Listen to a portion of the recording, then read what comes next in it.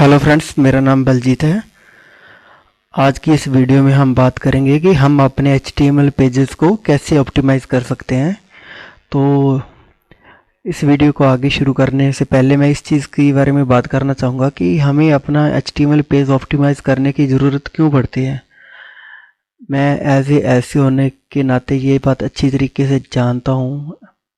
मैं खुद इस तरीके की कंडीशंस को फॉलो करता हूँ कि अगर आपका पेज का फॉर्मेटिंग सही नहीं हुआ है, अगर उसमें बहुत सारे कोड है जो ब्रोकन कोड है, जहाँ उसमें बहुत ही ज़्यादा आपने इस तरह का मतलब क्लीन HTML कोडिंग यूज़ नहीं की है, तो इस तरीके की फॉर्मेटिंग से आपका जो SEO है वो इफ़ेक्ट होता है।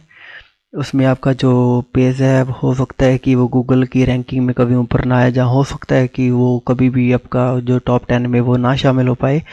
तो इस तरीके की जो चीज़ होती है वो अफेक्ट करती है। अगर आपका एसईओ पेज सही तरीके से डिज़ाइन नहीं हुआ है, अगर आपका HTML पेज अच्छे से डिज़ाइन नहीं हुआ है, तो ये बहुत ज़रूरी है कि अगर आपने एक पेज डिज़ाइन हो आपका हुआ है, वेबसाइट डिज़ाइन हुआ है HTML के अंदर, तो आप उस HTML कोड को प्रॉपर्ली ऑप्टिमाइज़ करें ताकि आपका वेबसाइट है वो किसी भी ब्राउज़र पे या किसी भी प्लेटफॉर्म पे वो अच्छे से रन करें और आपके जो गूगल की टर्म्स एंड कंडीशन होती है उनके अकॉर्डिंग ही आपका वेबसाइट है वो इंटरनेट पे रन करे।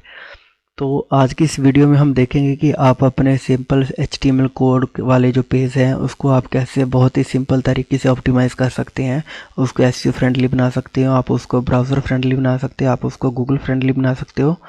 तो इसके लिए जो मैं आज आपको एग्जांपल के तौर पे दिखाने जा रहा हूँ, मैं ये आपको दोनों बताऊँगा कि आप ब्लॉग और वेबसाइट में कैसे कर सकते हो। तो फर्स्ट ऑफ ऑल मैं यहाँ पे मैंने एक ऑनलाइन स्टोर है जेमस्टोन जो बेचते हैं, तो उनका एक पेज ओपन कर रखा है CMS का। तो उनका एक डिस्क्रिप्शन है, उनका एक प्रोडक्ट है जो रूबी मनी के उनका बैंकों का नाम का एक प्रोडक्ट है जिनको वो बेचते हैं। तो उसका उन्होंने नीचे एक डिस्क्रिप्शन मेंशन किया हुआ है कि ये किस तरीके का प्रोडक्ट है और इसकी क्या फ़ायदे हैं और इसको क्यों लेना चाहिए। लेकिन हम बात उस चीज़ की नहीं कर रहे हैं, हम बात कर रहे हैं कि ये हमें पहले चेक करना होता है कि क्या ये प्रॉपरली SEO ऑप्टिमाइज है या नहीं है। जो अगर ये पेज HTML में बना है तो क्या ये प्रॉपरली बना हुआ है, इसका कोड है वो प्रॉपरली ऑप्टिमाइज है या नहीं है। तो मैं ये आपको शुरू से दिखा देता हूँ इसको बैक करके कि मैंने इसको कैसे ओपन किया था। ये देखिए यहाँ पे उनके सभी प्रोडक्ट्स की डिटेल बनी हुई है, लिस्ट बनी हुई है। तो मैं इनमें से कोई भी एक प्रोडक्ट है जो ओपन कर लेता हूँ। ये मैंने मोज़ाम्बी रूबी ले लिया या फिर समथिंग कुछ भी ले लेता हूँ, ये 9 का ऐड वाला लेता हूँ। तो इसको मैं इसके एडिटर से यहाँ से इसको एडिट करते हैं तो मैं ओपन कर लेता हूँ। ये ऊपर उन्होंने प्रोडक्ट नेम डाला हुआ है, प्रोडक्ट कोड डाला हुआ है, उसका प्राइस डाला हुआ है। लेकिन हमें जो चीज़ देखनी है वो ये है कि इन्होंने यहाँ पे रूबी मनी की इज़ दी प्रिकॉशन स्टोन जो ये पूरा डिस्क्रिप्शन लिखा है, ये ऐसे ही मैन्युअली लिखा हुआ है जैसे आपने विजुअल एडिटिंग के अंदर लिखा है। जैसे मैं इसके आगे कुछ और ऐड करता हूँ, लेकिन इसके पीछे का जो कोडिंग है क्या वो ऑप्टिमाइज है। जो ऑटोमेटिक कोडिंग जनरेट होता है उसमें भी बहुत सारी प्रॉब्लम्स क्रिएट होती है। तो ये बहुत ज़रूरी है कि हमें अपनी कोडिंग है उसको ऑप्टिमाइज कर लेना चाहिए। तो उसके लिए सबसे पहले इसका कोडिंग हम कैसे चेक करेंगे, यहाँ पे सोर्स लिखा हुआ, जैसे मैं सोर्स पे क्लिक करूँगा तो इस पूरे का पूरे पेज का HTML कोडिंग है जो मेरे सामने आ जाएगा। और आप इस कंडीशन में देख सकते हो कि इसका जो HTML कोडिंग है वो किस तरीके का है, सॉरी। और इसमें आप देख सकते हो कि ये किस तरीके से इसको ऐड किया हुआ है। तो मतलब ये एक प्रॉपरली HTML कोडिंग तो है, लेकिन ये कितना ऑप्टिमाइज है या इसमें एरर है या नहीं है, इस चीज़ को हम अच्छे से नहीं जानते। और अगर इसको हम ऑप्टिमाइज करना चाहते हो तो एक बेसिक फंडा है। ऐसा ही एक ब्लॉगर, जो ब्लॉगर के अंदर ये मेरा ब्लॉग है, इसके अंदर आप देख सकते हो कोई भी पोस्ट ले लो, कोई पोस्ट है, हम उसको एडिट कर लेते हैं। तो जैसा कि आप देख सकते हो कि मैंने इसको कंपोज मोड में लिखा है, तो मैंने इस मोड में इसके अंदर जो भी मेरा डेटा था वो मैंने इसके अंदर टाइप कर दिया। लेकिन इसके पीछे का जो कोडिंग है उसको अगर मैं HTML मोड के अंदर चेक करूं तो आप देख सकते हैं किस तरह का कोडिंग जनरेट हुआ है। लेकिन अब इसमें क्या प्रॉब्लम है, कुछ है जहाँ ये क्लीन नहीं दिखाई दे रहा है, तो इसको क्लीन करना ज़रूरी है। तो इसके लिए जो सबसे बेस्ट तरीका है दोनों ही में आप देख सकते हो ऑप्टिमाइज़ करने का, वो है कि एक बहुत ही ऑनलाइन अच्छा टूल है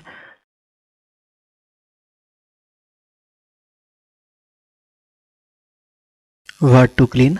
इस टूल की मदद से आप एक बिल्कुल क्लीन HTML कोडिंग है जो अपने टेक्स्ट के अकॉर्डिंग आप जनरेट, इसके अंदर ये दिया होगा कि ये आपके एम्प्टी पैराग्राफ से उसको हटा देता है, अगर आपने बोल्ड टैग लगाया हुआ है तो इसको स्ट्रॉन्ग में चेंज करता है। इसका भी एसईओ में एक इफेक्ट होता है, लेकिन हालांकि इसको कुछ लोग नहीं मानते हैं।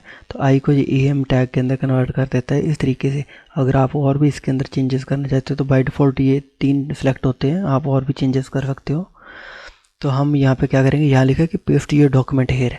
तो इसमें क्या होता है कि आपको अपनी HTML जो भी फाइल है उसको आप वर्ड के अंदर इसके अंदर पेस्ट करनी होती है। तो मैं वापस सोर्स को हटा के टेक्स्ट के अंदर कन्वर्ट कर लेता हूँ।